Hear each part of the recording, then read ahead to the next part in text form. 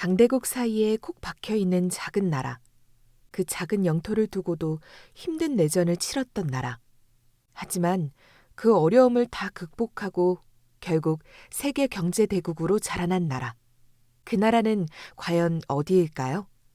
네, 바로 우리나라, 대한민국입니다. 미국, 러시아, 중국, 일본, 4개의 강대국들에 둘러싸였지만 한 번도 기가 죽은 적 없는 나라가 바로 우리 대한민국이죠. 우리는 스스로 우리 민족이 얼마나 위대하고 훌륭한지 알고 있어요. 그간 겪어온 역사가 말해주고 있고 또 그간 우리가 직접 애를 쓰기도 했으니까요. 하지만 한국은 그 예전 고대 시절부터 지금까지 늘 강대국들에 대항하며 살아왔습니다. 그래서 우리 스스로를 지킬 줄 알고 또 강대국들에게 굴복하지 않죠. 그렇다면 외국의 사람들은 우리나라를 어떻게 생각하고 있을까요? 그냥 한국에 대해 잘 알지도 못하면서 떠드는 사람들 말고 진짜 한국을 겪어본 외국인들이요. 과연 한국을 좋게 생각할까요? 나쁘게 생각할까요? 궁금하신 분들을 위해 오늘의 사연을 준비했습니다. 안녕하세요. 저는 25년간 워싱턴 포스트와 뉴욕 타임스를 거치며 서울 특파원으로 오래 일했던 제이슨 로버입니다. 지금은 다른 나라에서 특파원으로 있지만 저는 그동안 서울 특파원으로 일하며 한국과 한국인들을 늘 관찰해 왔어요. 오늘은 제가 겪은 한국의 특별함, 그리고 한국 사람들의 강인함에 대해 이야기하고 싶습니다. 우선 제가 겪은 것을 토대로 한마디로 말하면 한국인은 세상에서 제일 특이한 민족이라고나 할까요? 제가 만났던 외국 사람들 중에 제일 이해하기 어려우면서도 예측하기 힘들었던 사람들이 바로 한국 사람들이거든요. 나쁜 뜻이 아니라 한국인들은 단점을 장점으로 승화시키는 아주 엄청난 민족이에요. 그리고 이것은 제가 한국에서 제일 오래 특파원으로 일했던 이유이기도 합니다. 또 한국이라는 나라에 애정이 생긴 까닭이기도 하고요. 이제 제 이야기를 본격적으로 시작해 볼게요. 제가 처음으로 한국에 올 때는 사실 한국에 대해 그리 좋은 감정을 가지고 있지 않았습니다. 회사의 뉴욕 본사에서 일하던 저는 부패한 한 회사를 폭로하려고 했었거든요. 하지만 그 전에 상사가 제 기사를 맡고 그 부패한 회사를 옹호하는 바람에 일이 꼬였어요. 그래서 징계성으로 좌천을 당했고 그곳이 바로 한국이었죠. 그러니 감정이 좋을 수가 없었어요. 그 당시에는 한국이라는 나라가 많이 알려져 있지도 않았거든요. 그래서 처음에는 이 아시아의 조그만 나라, 몇 년간 꾹 참다가 새로 자리를 찾아서 떠나자 싶었어요. 게다가 원래 한국 특파원으로 있던 동료 기자가 저에게 그러더군요. 한국인들은 잘 맞으면 아주 좋지만 맞지 않으면 아주 별로라고요. 그래서 그런지 괜히 호감이 더 들지 않기도 했어요. 또 대충 한국에 대해서 찾아보니 사람들이 너무 성미가 급하다거나 너무 냄비 근성이 심하다는 둥 그런 말도 있기에 느긋한 저와는 어울리지 않는다고 생각했죠. 한국에 처음 온 날도 유난히 비가 많이 내려서 그런지 기분이 썩 좋지 않더라고요. 날이 더워지고 있던 터라 기분이 영 찝찝했죠. 하지만 어쨌든 저의 일이고 절 기다리는 부모님을 위해 열심히 해보기로 했죠. 출근 첫날 저는 뻑적지근하게 출근했습니다. 다행히 첫날이라 큰일은 없었죠. 일과 후에는 회사에서 만난 다른 특파원들이 한국에 처음 온 저를 위해 축하를 해주었어요. 서로 한 잔씩들 마시고 이야기를 하는 시간에 제가 슬쩍 얘기를 꺼냈어요. 제가 조심스럽게 한국 생활이 다소 걱정된다고 하자 다들 이렇게 말하더라고요. 한국 사람들이 성질이 급하고 확 끓어오르는 경향이 있다면서요. 오기 전에 조사한 대로였어요. 뭔가 급하고 성질머리 있고 기분 변화가 심한 그런 말들이 떠오르더군요. 저는 그럴 줄 알았다며 실망한 표정을 지었어요. 그런데 동료가 갑자기 고개를 내젓더니 이렇게 말하는 거예요. 분명 한국인들이 그런 특성이 있기는 하지만 이건 오히려 한국인들을 강하게 만들어준다고 하더군요. 한국인들을 겪어보면 확실히 그걸 깨닫게 될 것이라고도 했어요. 제가 무슨 말이냐고 되묻자 그들은 그렇게 말했어요. 세계에서 제일 바쁘게 일하는 사람들이 한국인이고 제일 열심히 일하는 것도 한국인이며 제일 무언가를 위해 잘 뭉치는 것도 한국인이라고요. 그리고 그 열정으로 한국을 이만큼 키웠다고 강조했습니다. 그래서 한국인들은 우리 미국인과는 다른 매력이 있다고 한번 잘해보라고 했어요. 저는 처음에 그 말을 이해하지 못했습니다. 당연히 이해할 수 없었죠. 아직 한국을 겪지도 못했으니까요. 하지만 한국에 온 지 2주도 안 되어서 그 말을 이해할 수 있는 일이 생겼어요. 바로 도로 한복판에서 벌어진 일이었죠. 그날은 일요일이었는데 꼭 필요한 생활용품을 사러 집 근처 대형마트에 가고 있었거든요. 그런데 주말이라 다들 가족끼리 마트에 놀러 왔는지 차가 밀려도 너무 밀리는 거예요. 도로에 아주 차가 빽빽하게 가득 차서 조금도 움직이지 않았죠. 거기다 대형마트 주차장은 거의 꽉 찰 정도로 차가 가득 차 있었기에 빠지는 걸 기다리기까지 해야 했어요. 알고 보니 큰 할인 행사를 하고 있더라고요. 1시간은 좋게 기다려야 될 것 같았죠. 그래도 어쨌든 살 것이 있으니 그냥 마트 앞 도로에서 기다리고 있는데 갑자기 어디선가 싸우는 소리가 들려왔어요. 아마 차선 문제로 네가 끼어들었니 많이 큰 소리가 오가는 것 같았어요. 마트 주차장으로 들어가는 순서 때문에 싸우는 것 같더라고요. 기다리는 것 때문에 할 일도 없고 해서 저는 창문을 열고 가만히 그들을 보고 있었는데 들었던 대로 정말 싸우는 것도 열정적으로 싸우더군요. 동료들이 말한 한국인의 특징이 이런 건가 싶었어요. 물론 여전히 호감은 들지 않았죠. 이거 하나 먼저 가려고 이렇게 싸운다니 답답하기도 했어요. 그렇게 싸우던 두 사람은 결론을 내지 못했는지 씩씩거리며 잠시 숨을 고르더군요. 그때였어요. 어디선가 요란한 사이렌 소리가 들려왔어요. 놀라서 뒤를 돌아보니 저 도로 끝에서 구급차가 오고 있었습니다. 하지만 도로는 여전히 차로 가득 차 있었거든요. 제 앞과 뒤도 마찬가지로요. 저는 당연히 구급차가 지나가지 못할 거라 생각했어요. 아마 우회해서 가야겠다고 생각하면서 구급차를 보고 있었죠. 그런데 갑자기 버럭 소리를 지르는 소리가 들렸어요. 아, 뭐해요? 빨리 길을 열어야 합니다. 아까 싸우던 남자 중 한 명이 외치더군요. 그러더니 그 남자랑 아주 열정적으로 싸우던 다른 남자 한 명이 도로 끝으로 달려가는 겁니다. 그러고는 자연스레 경찰관처럼 도로를 정리하는 거예요. 저는 그 남자들을 선두로 서서히 갈라지는 차들의 행렬을 보고 경악할 수밖에 없었습니다. 그건 마치 모세가 하나님의 힘을 받아 갈랐다는 홍해 같았어요. 구급차 한 대를 지나가게 하기 위해 도로에 가득 찬 차들이 조금씩 길을 양보하며 길을 만드는 모습. 저는 카메라를 들어 그 모습을 홀린 듯이 찍었습니다. 아까까지만 해도 싸우던 두 남자는 한 팀이 되어 차들을 정리하고 구급차를 인도하더라고요. 분명 아까까지 싸우고 있었는데 말이죠. 두 사람을 보던 제 입에서는 어느덧 감탄에 찬 탄성이 나왔어요. 아까까지만 해도 서로 때릴 듯이 싸우다가 갑자기 구급차를 위해 결성된 히어로 팀이라니. 말이 된다고 생각하시나요? 그런데 한국인들은 그렇게 하더라고요. 한국인은 그게 되는 거예요. 아까의 감정은 다른 사람의 불편 앞에서 아무것도 아닌 거죠. 저는 그제야 동료들의 뜻을 조금 더 자세하게 이해할 수 있었어요.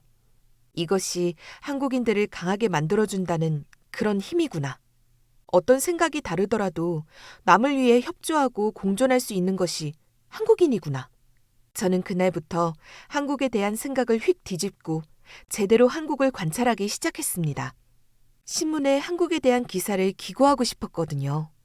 그렇게 한국 이곳저곳을 다니며 기사거리를 찾아다니니 그제야 한국인들의 특징이 더 잘 보이더군요. 특히 한국인들이 가지는 집단성은 정말 놀라웠어요. 그때가 월드컵이 열리는 해였거든요. 한국은 2002 월드컵에서 기적의 4강을 만들었지만 그 해는 성적이 썩 좋지는 못한 것 같았어요. 마지막 거리 응원을 한다기에 기사를 쓸 게 있을까 하고 따라갔었거든요. 사실 이미 성적은 꽤 좋지 않았고 축 처질 수도 있는 상황이라 응원이나 제대로 되려나 했어요. 그런데 광장에 도착하니 이게 무슨 일인지 정말 제가 본 그 어떤 나라보다 더 열정적으로 응원하는 겁니다. 그것도 지고 있는 팀을요. 그러더니 또 심판의 판정에 화를 내면서도 계속해서 선수들을 응원해 주었어요. 선수가 실수하면 물론 화를 냈지만 금방 또 응원을 신나게 해주더라고요. 사실 지고 있는 팀을 응원하기가 쉽지 않잖아요. 그런데 한국인들은 삼삼오오 모여 어깨동무를 하고 열심히 응원을 하고 있었습니다. 하지만 제가 정말 놀란 건 경기가 끝난 다음이었어요. 경기가 끝나자마자 사람들은 박수를 치며 마지막 경기를 치른 선수들을 응원했어요. 다음 라운드로 진출하지 못했는데도요. 그러고는 전부 일어나서 가지도 않고 자기 주변의 쓰레기들을 줍기 시작했죠. 경악 그 자체였어요.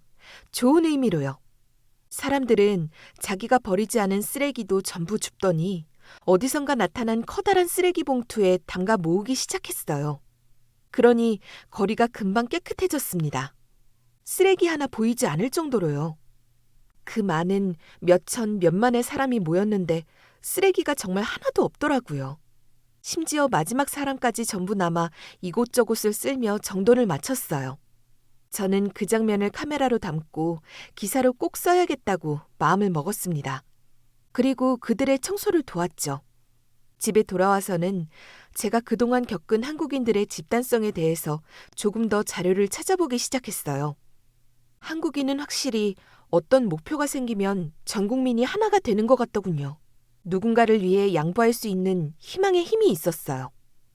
1997년의 외환위기 때도 금모으기 운동을 하면서 나라의 빚을 갚았다고 하더라고요. 전 세계 어디도 이런 나라는 없을 정도로 엄청난 단합력이었어요. 예전의 자료를 더 찾아보다가 저는 한국인의 특징을 더 확실하게 조사해서 아예 특집 기사로 올려야겠다고 생각했어요. 이제 제가 가진 한국에 대한 생각은 완전히 바뀌다 못해서 아예 편견이 사라졌으니까요. 한국에 오기 전에 저처럼 생각하는 사람들의 생각을 바꿔주고 싶었거든요. 그래서 몇 가지 더 조사를 하기 시작했습니다. 한국인의 그 열정적인 특징을 강조할 수 있는 장점으로요. 우선 제가 생각한 바는 이렇습니다. 한국인의 단합력과 그 끝없는 애국심을 보여줘야겠다고요. 그것은 아까 말했듯 외환위기 극복 과정에 아주 잘 담겨 있더군요. 대부분 외국 기관들은 한국이 최소 30년은 지나야 회복할 수 있을 것이라고 했지만 한국은 모든 예상을 뒤엎었어요. 단순히 정부 차원에서의 노력이 아니라 전 국민이 다 같이 노력하기 시작했거든요. 결국 한국은 30년이 아니라 단 3년인 2000년 12월에 모든 차입금을 상환했습니다. 제가 한국을 조사하며 제일 놀랐던 부분이 이 부분이었는데 이처럼 한국인은 특히 위기에 강한 것 같았어요. 특히 한국전쟁 이후 세계에서 제일 가난한 나라에서 경제성장을 만든 위기 극복이나 외환위기를 3년 만에 청산한 것이 그 대표적인 예이죠. 모든 한국인들이 단결해서 나라를 살리고자 했고 또 자신들의 소중한 재산을 내놓고 국가를 위해 헌신하면서 그 결과를 만들어낸 것이었습니다. 중요한 건 누구의 강요나 제재가 아니라 온전히 한국인 자신의 뜻으로 했다는 거예요. 그래서 이런 한국인의 위기 극복 능력이 더 특별한 것이죠. 제가 보았던 모든 자료가 다 그랬어요. 한국은 항상 위기 상황이 닥치면 개인들이 나서서 국가적 이익을 우선시하여 위기를 다 같이 극복해냈습니다. 그건 정말 깊은 애국심도 있지만 제가 볼 때는 한국인들이 서로서로에 대해 공동체적 책임감과 애정을 가지고 있기에 가능한 것 같았어요. 서로 반목하고 싸우더라도 결국엔 정이라는 한국 특유의 사랑으로 묶인 것이라고 생각합니다. 물론 한국인이 이런 집단성에만 우월한 것은 아닙니다. 한국인들은 개개인의 능력 또한 뛰어난 것으로 알려져 있어요. 특히 한국인의 학구열은 이미 미국 실리콘밸리에도 소문날 만큼 유명하죠. 저도 처음엔 긴가민가 했지만 한국인의 지적 능력은 제가 본 나라 중에서 제일 좋았어요. 알고 보니 통계적으로도 평균 IQ가 100을 넘는다고 하더라고요. 하지만 제가 본 한국의 교육은 그것보다 더 특별한 게 몇 가지 더 있었습니다. 처음에 자료를 조사할 때까지만 해도 한국인들은 잠도 안 자고 공부하는 줄 알았거든요.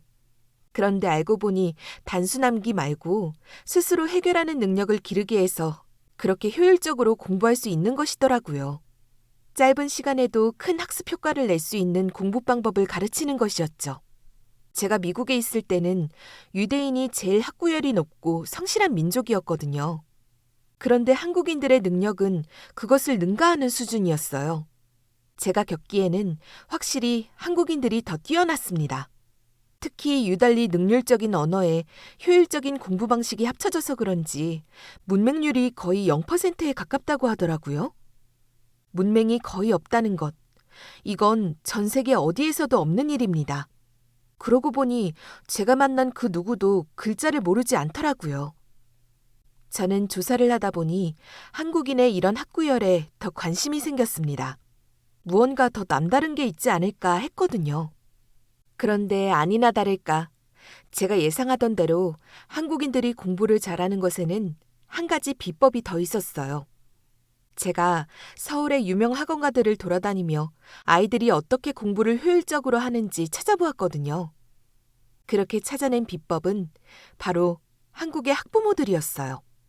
한국의 학부모들은 자녀 교육을 위해서라면 희생도 마다하지 않더군요. 자녀의 교육을 위해 무엇이든 한다고 했어요. 그러고 보니 미국의 실리콘밸리에서도 한국 학부모처럼 가르치라는 말이 유행이라고 들었어요. 그만큼 한국 학부모들의 방식이 뛰어나다는 것이겠죠. 물론 그 과정 중에서도 과열된 경우는 있겠지만 아까 말했듯 한국인의 열정은 결국 좋은 결과로 끝나더라고요. 미국이나 영국 그리고 프랑스에서까지 한국인들이 높은 성적을 이룩하는 것은 다 그 덕분이지 않을까요? 그래서 저는 한국인들의 이런 학구열과 지식이 반드시 국제사회를 빛낼 것이라고 생각해요. 게다가 한국은 이런 학업에 대한 열정이나 다른 것에 대한 탐구를 뒷받침해줄 인프라도 아주 잘 구축되어 있어요. 세계에서 가장 가난한 나라에서 경제 대국으로 성장한 한국답게 IT 분야에서 아주 뛰어난 인프라들이 있더라고요. 한국은 세계에서 가장 빠른 초고속 인터넷망을 가지고 있거든요. 제가 미국에서 와서 제일 놀란 게 바로 이 인터넷 속도입니다. 세계 최고 경제대국인 미국보다도 훨씬 더 빠르거든요. 한국에 익숙해지면 다른 나라 어디를 가도 그 속도에 만족할 수가 없을 거예요. 이건 단순한 기술적 성과가 아니에요. 한국인의 급한 성미를 기술로 아주 잘 승화시킨 결과 중 하나죠. 그래서 저는 한국인이 뜨겁고 과열되는 것이 나쁘지 않다고 생각해요. 그만큼 더 좋은 결과가 생기고 또 더 나은 발전을 가져오니까요. 그리고 한국인은 새로운 기술을 잘 받아들이는 가치관도 가지고 있어서 그것을 받아들이는 것에 대해 전혀 거부감이 없어요. 기술 발전에 가장 중요한 게 국민들의 인식인데 한국인들은 이 변화를 아주 잘 받아들이는 민족입니다. 그동안 그렇게 성장했고 또 그렇게 세계 경제대국이 되었으니까요. 그 시대나 연구에서 안주하지 않고 더 좋은 것을 받아들이고 또 더 좋게 나아가려는 한국인의 진취정신이 세계 강대국이라는 칭호를 얻게 한 것 같아요. 더욱이 한국 시장에서는 더 나은 것을 추구하고 개발하지 않으면 바로 도태된다고 할 정도로 소비자들이 유행에 민감하거든요. 특히 영화 산업에서 한국인들은 일종의 평론가로 지칭받습니다. 세계 어느 나라든 한국의 영화 보는 관객의 수준이 너무 높다고들 말해요. 그래서 늘 마블 같은 대형 프랜차이즈 영화나 자본적 성공이 필요한 블록버스터 영화는 한국에서 먼저 개봉하는 게 일종의 신고식이라고 할 정도입니다. 대형 자본을 갖춘 영화들은 한국에서 성공하면 무조건 다른 나라에서도 성공하거든요. 그만큼 한국 소비자들의 수준이 높고 뛰어나다는 것을 의미하죠. 미국에서보다 한국에서 더 빨리 개봉하는 경우가 많아서 저도 한국에서 먼저 보고 미국에 있는 친구들을 놀릴 때도 있었어요. 물론 영화뿐만 아니라 다양한 일상의 제품에서도 이건 마찬가지입니다. 메이드 인 코리아. 확실히 주는 느낌이 메이드 인 차이나와는 다르죠. 미국에서 메이드 인 코리아라고 하면 믿고 산다는 인식이 강해요. 절대 고장나지 않고 아주 튼튼하고 또 그만큼 세련되고 신상인 느낌을 주죠. 이것도 다 한국 소비자들이 까다로운 덕분이라고 생각합니다. 새로운 제품이 출시되면 한국 소비자들은 먼저 그것을 평가하고 또 분석해요. 그것이 기준에 맞지 않거나 잘못 만들어졌다면 절대 용납하지 않습니다.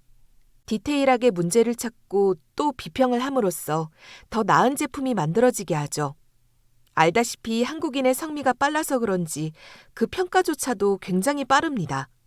그래서 한국의 제품은 늘 다른 나라의 제품보다 한 발자국 앞서 있어요.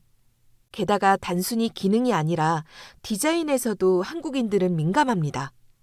한국인들은 기본적으로 미감이 굉장히 뛰어나요. 원래 갖춰진 미학적인 감각이 뛰어나다는 뜻이죠. 제가 어디를 돌아다녀도 중간 이하로 감각이 떨어지는 한국인은 본 적이 없습니다. 전체적으로 이 나라 모두가 뛰어난 디자인 감각이 있어요. 특히 젊은 층은 그 능력이 더 좋죠. 항상 아름답고 예쁘지만 기능까지 좋은 완벽한 것을 선택합니다. K-뷰티라고 하는 한국의 화장품 산업이 외국까지 발빠르게 진출한 것은 이 덕분이라고 다들 분석하더라고요. 게다가 K-팝으로 대표되는 한국의 대중문화 또한 다른 나라와 비교하면 엄청나게 세련되고 센스가 넘치죠. 특히 일본과 비교하면 그 차이를 더 알 수 있습니다.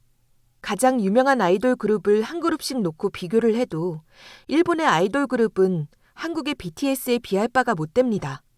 그래서 일본의 J-팝은 미국 시장에서 실패했고 한국의 K-팝은 미국 시장에서 성공했어요.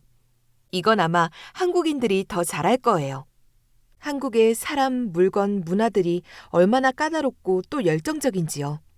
제가 한국을 지켜보며 느낀 것은 앞에서 말했던 것들보다도 훨씬 더 많기야 하지만 특히 이런 것들이 뛰어난 것 같았어요. 참 역설적인 민족이라고 할 수 있죠. 매우 똑똑하고 또 단체를 중요시하는 곳이지만 한편으로는 새로운 것을 두려워하지 않아요. 금방 받아들이고 또 금방 변화합니다. 아주 열정적으로 일하다가도 또 아주 열정적으로 놀기도 해요. 놀이문화나 아이돌로 대표되는 가요문화가 발전한 것도 다 그 특성 때문입니다. 극과 극이라고 설명할 수 있을까요? 그 중심을 찾는 것도 굉장히 중요하지만 한국인들은 그 극과 극을 다 가지고 있는 아주 특이하고 신기한, 그러면서도 대단한 민족이에요. 이쯤 되면 제가 한국에 얼마나 푹 빠졌는지 눈치를 채셨을까요? 저는 한국인의 이런 역동성에 푹 빠져서 어느새 25년이나 한국을 지켜보게 되었답니다. 처음엔 몇 년만 하다가 탈출하려고 했던 제 생각과는 정반대가 되었죠. 이제 한국은 저의 제2의 고향이나 다름없어요. 저는 아주 유창하진 않지만 한국어로 의사소통은 꽤 가능하게 되었고요. 또 한국인이 어떤 생각을 하며 어떤 뜻으로 저에게 말하는지도 알아요. 그래서 그런지 저는 한국을 제2의 고향으로 삼은 뒤로 저 스스로의 발전 또한 굉장히 많이 이루었습니다. 그래서 지금은 더 큰 임무를 맡기도 했고요. 아, 그리고 또 한국인 아내와 결혼하기도 했답니다. 한국이 너무 좋아서 한국인인 아내에게도 푹 빠져버렸거든요. 어느 날은 아내가 저에게 그러더군요. 제가 자신보다 더 한국을 좋아하는 것 같다고요. 저는 그때마다 말해요. 한국인의 이런 열정이 저를 가슴 뛰게 만든다고요. 지금은 새로운 도전을 위해 다른 나라에 있지만 저는 결국 또 한국으로 돌아갈 거예요. 그리고 제가 장담하건대 한국인들은 반드시 세계에 큰 족적을 남길 거예요. 물론 이미 그 흔적들을 세상 사람들에게 남기고 있죠. 빠른 성미와 화끈한 성격도 단점이 아닌 굉장한 장점으로 만드는 나라. 또 그러면서도 서로를 위하고 서로를 배려하는 나라. 이것이 바로 제가 느낀 한국입니다. 지금까지 제가 20년이 넘게 관찰한 한국에 대한 이야기 잘 들으셨나요? 저는 내후년이면 한국으로 돌아가 다시 한국인들을 관찰하고 연구할 생각입니다. 그때가 되면 또 한 번 더 인사를 드릴게요. 지금까지 제 이야기를 들어주셔서 감사합니다. 네, 오늘 사연은 정말 한국인으로서 어깨를 으쓱하게 만드는 이야기였네요. 우리나라 특유의 빨리빨리 문화가 우리에게는 너무도 당연한 느낌이었지만 외국 사람들에게는 굉장히 효율적이고 생산적으로 보인 것 같아요. 앞으로도 서로를 배려하며 우리의 이런 장점을 건강한 성장의 원동력으로 삼으면 좋을 것 같습니다. 더욱 재밌고 감동적인 이야기를 듣고 싶으시다면 구독과 좋아요, 알람 설정 부탁드립니다. 미리였습니다. 감사합니다.